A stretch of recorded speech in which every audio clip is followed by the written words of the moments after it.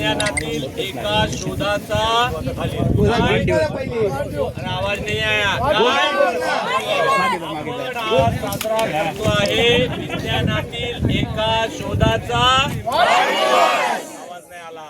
आपण साजरा करतो आहे विज्ञानातील एका शोधाचा काय करतोय साजरा करतोय। आता आपल्याला या वाढदिवसाच्या 2 घोषणा देईल, त्यानंतर आठवले साहेब आपल्याला 5 मिनिटं बोलतील। जय जय किसान, अटलजींची आठवण आली पाहिजे, एपीजे अब्दुल कलामांची आठवण आली पाहिजे, मोदी साहेबांची जय आपल्याला अटल बिहारी वाजपेयींची आठवण झाली पाहिजे, ज्यांनी अणु चाचणी केली। कुठे केली आठवले साहेब? पोखरणमध्ये, बरोबर की नाही? आपले दमदार पंतप्रधान त्यावेळी आपल्याला आठवण झाली पाहिजे अब्दुल कलाम साहेबांची। त्यांनी काय केलं होतं? काय केलं होतं? त्यांना काय म्हणतात माहिती आहे का? Missile man of India. काय म्हणतात? कोणाला म्हणतात? अब्दुल कलाम। त्यांचं पुस्तक वाचा बाळानो, Agnipankh. Low aim is crime. काय म्हणतात? Low aim is you think big you will get big. APJ Abdul कलामांसाठी जोरदार टाळ्या झाल्या पाहिजेत। अटलजींसाठी, स्वर्गीय अटलजींसाठी आपल्या माजी पंतप्रधानांचे जोरदार टाळ्या झाल्या पाहिजेत। आणि आता मंगळयान, चंद्रयान, स्पेस टेक्नॉलॉजी ह्याच्यामध्ये आपल्या सगळ्या शास्त्रज्ञांना, बॉर्डरवरच्या जवानांना, शेतातल्या किसानाला, या सगळ्यांना ताकद देणाऱ्या आपल्या लाडक्या पंतप्रधान मोदींसाठी सुद्धा टाळ्या झाल्या पाहिजेत का नाही? घोषणा द्यायची, जय जवान जय किसान।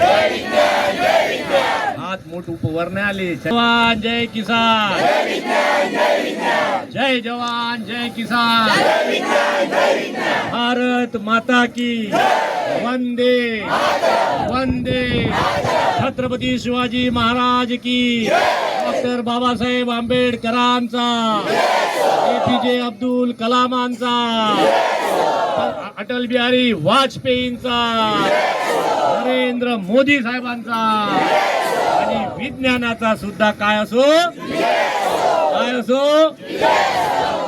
हेलियम म्हणजे काय प्रकरण हे माहिती नसतं, हेलियमचा शोध काय हे माहिती नसतं, तर सर्वांनी त्याची माहिती करून घ्यावी। आणि आपल्याला जसा ऐतिहासिक वारसा आहे तसा वैज्ञानिक वारसा पण आहे, आणि तो वारसा नाही आहे, ही वैज्ञानिक जे ठिकाण आहे ते पुढेपर्यंत आपल्याला न्यायचं आहे, आणि त्याचा पुरेपूर टुरिझम पॉईंट ऑफ व्ह्यू किंवा इतर दृष्टीने आपल्याला त्याचा वापर करून घ्यायचा आहे।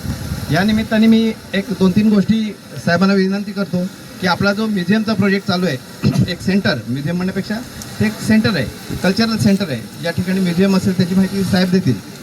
तर ती ही फेज 1 आहे, आपल्याला अजून बरेच टप्पे गाठायचे आहेत, आणि आता आपल्याला काळजी नाही आहे।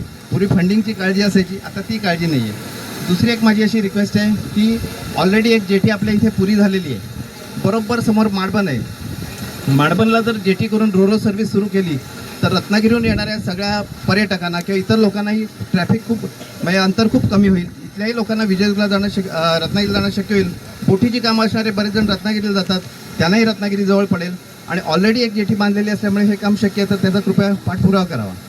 तिसरी एक रिक्वेस्ट अशी आहे की ती सगळ्यांनाच आहे की आपण हे एक पवित्र ठिकाणी आलेलो आहे। विजयदुर्ग किल्ल्यावर ज्या लोकांचं साम्राज्य होतं, जी पराक्रमी मंडळी होऊन गेली, त्यांच्या पुढे राहायची आपली पात्रता नाही आहे। आता हे बोलणं कोणाला तरी फट केलं, त्यामुळे ह्या किल्ल्याचं पावित्र्य जपण्यासाठी कृपा करून कचरा कुठे टाकू नका, किंवा गावातही कुठे प्लास्टिकच्या पिशव्या किंवा कचरा टाकू नका। त्यांनी आपला सिव्हिक सेन्स नाही हे लोकांच्या लक्षात येतं, आणि कोण टाकत असेल तर त्याला त्याच्यापासून परावृत्त करा। शेवटची माझी महत्त्वाची विनंती अशी आहे की नासा जे केंद्र आहे अमेरिकेचं मोठं स्पेस स्टेशन, त्याच्या बाजूला एक वस्ती आहे, त्या वस्तीला त्यांनी स्कायलॅब म्हणून नाव दिले, पूर्वीचं जुना सॅटेलाईट, पहिला सॅटेलाईट। आपल्याला अहमदाबादला इस्रोचं सेंटर आहे मोठं, इस्रोच्या शेजारी कॉलनी आहे, त्याला सॅटेलाईट कॉलनी म्हणून ओळखलं जातं। सिमिलरली विजयदुर्गची जर ओळख विजयदुर्गच्या इतिहासाबरोबर हेलियमसाठी जर जायची असेल, काजीसाहेब पुढे, सरपंच काजीसाहेब, हां, आणि जठार साहेब, यांना माझी अशी विनंती आहे की विजयदुर्गला एखाद्या मोठ्या भागाला हेलियम परिसर म्हणून नाव द्यावं, की जे कायमस्वरूपी विजयदुर्गशी असोसिएटेड राहील, आणि लोकांना उत्सुकता निर्माण होईल, हे हेलियम म्हणजे नक्की काय आहे, कशासाठी हे नाव दिलं आहे, ह्या दृष्टीने माझी विनंती आहे। मला 2 मिनिटं बोलायला खूप खूप शुभेच्छा। एक स्वप्न, आता मला वाटतं साहेब 18 वर्ष झाली ना, 18 वर्षापूर्वी एक स्वप्न बघितलं गेलं होतं की आम्ही सगळ्या विज्ञानप्रेमी आणि इतिहासप्रेमीने एक स्वप्न बघितलं होते की साहेब ज्यावेळेला पहिल्या वेळच्या टर्ममध्ये आमदार होते त्यावेळेला काहीतरी विजयदुर्ग किल्ल्यावरती वेगळं करूया आणि तिथून तो हेलियम दिवस हा 18 ऑगस्ट साजरा करायची सुरुवात झाली. लोक म्हणत होते त्यावेळेला, अरे काय हेलियम दिवस साजरा करता, नुसते फोगे सोडून काय विजयदुर्गचा विकास होणार आहे. हे सगळ्या टोमणे आम्ही ऐकत होतो. पण साहेबांचं आमचं गुप्तगू चाललेलं होतं की इथे काहीतरी साहेब हेलियमविषयी एक चांगली गॅलरी आणि आरमाराविषयी एक चांगली गॅलरी निर्माण व्हावी. आणि ते स्वप्न 12 वर्ष तपश्चर्या झाली, आमचं काय स्वप्न झालं नाही पूर्ण. साहेब म्हणाले परत बसूया तपश्चर्याला.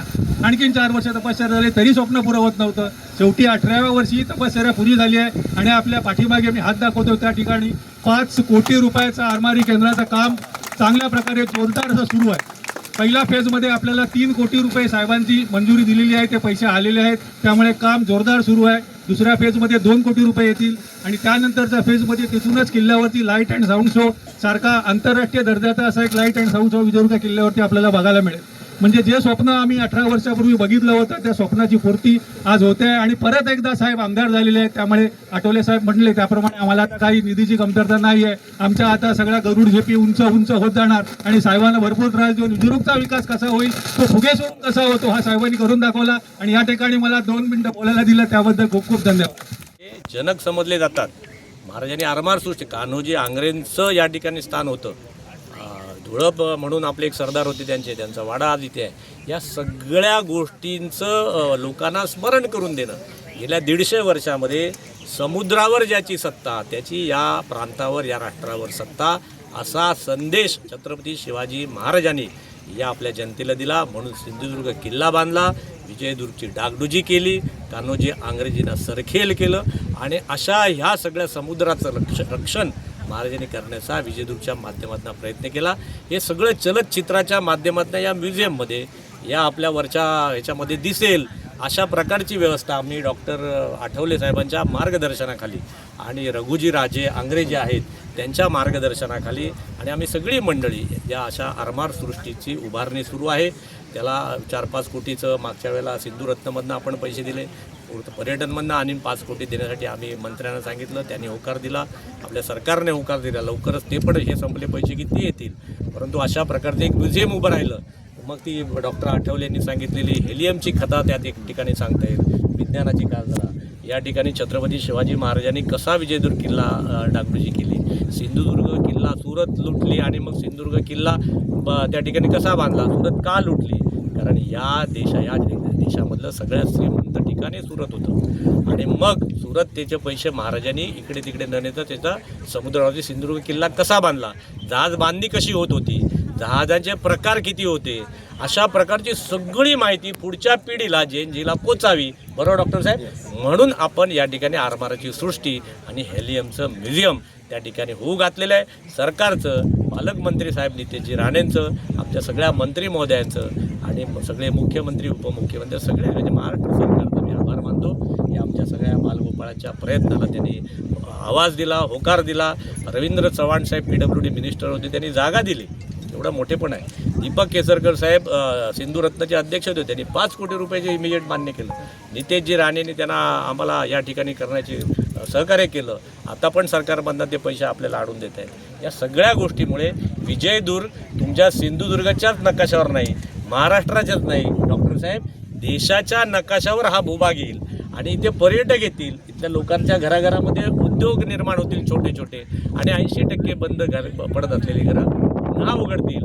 मला विश्वास आहे आणखीन 25 वर्षाने सिंधुदुर्ग हे मेरीटाईम बोर्डाचं म्हणजे समुद्री असलेल्या कामकाजाचं, हा जे माझे शब्द लिहून ठेवा मुद्दा, आणखीन 25 वर्षाने सिंधुदुर्ग जिल्हा हा महाराष्ट्राचं नव्हे तर देशाचं मेरीटाईम या व्यवसायातलं हब होणार आहे.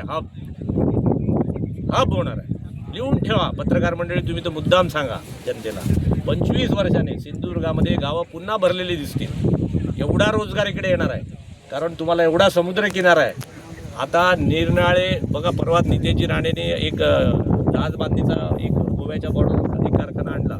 अशा अनेक येतील. मुंबईमधले जे सगळे आहेत त्यांना जागा आता सिंधुदुर्ग रत्नागिरीतच शिल्लक आहे. त्यामुळे 25 वर्षाने आपलं बाबा गाव पकडा, नाही तर गावात तुम्हाला जागा मिळणार नाही. त्यामुळे मुंबईकरांनी, पुणेकरांनी आणखीन कुठे गेले आहेत त्याने आपल्या गावात परत फिरा. असा मेसेज आजच्या दिवसाच्या निमित्ताने जनतेला देतो. जय हिंद, जय महाराष्ट्र, जय विज्ञान.